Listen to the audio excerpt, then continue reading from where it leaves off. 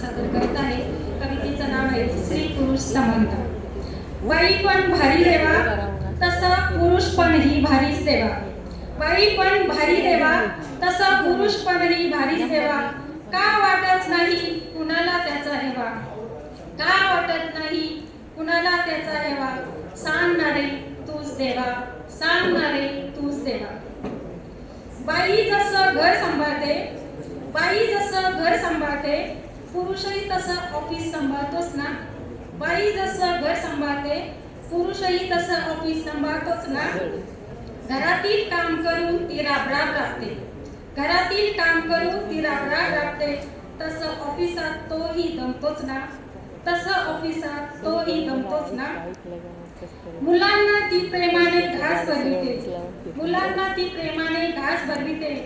तसं तोही घरात हवा तो किराणा भरतोच ना, तसं तोही घरात हवा तो किराणा भरतोच ना.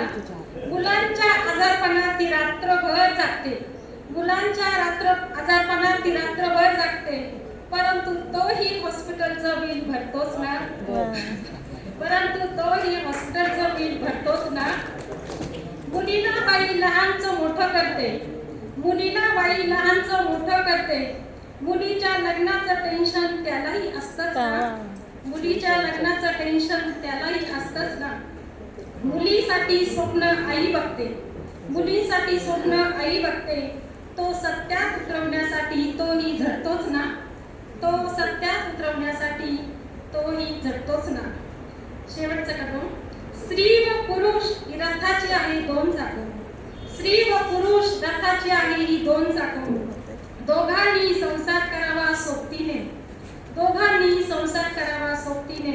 मग बाईपणच भारी म्हणून चालणार नाही ना, मग बाईपणच भारी म्हणून चालणार नाही ना. पुरुषपणही भारीच म्हणावे लागेल ना, पुरुषपणही भारीच म्हणावे लागेल ना. धन्यवाद. पुरुष मंडळींनी जरा दणक्यात टाळ्या वाजवल्या पाहिजेत ह्या कवितेसाठी. खरं तर स्त्री आणि पुरुष ही रथाची, संसार रथाची दोन चाकं आहेत. कविता लिहित असताना बऱ्याचदा असं वाटतं की पुरुषांवर अन्याय होतोय का काय, पण ताईंनी ही बाजू तोलून धरली या कवी संमेलनात. तरी ताईंचा सन्मान मान्यवरांच्या हस्ते संपन्न होत आहे. आणि यानंतर कवी मकरंद घोडके यांना मी विनंती करेन की आपण आपली कविता सादर करावी. आणि यानंतर कवी सुदर्शन धस, प्राध्यापक सुदर्शन धस यांनी तयार राहायचे. नमस्कार सर्वांना. मी मकरंद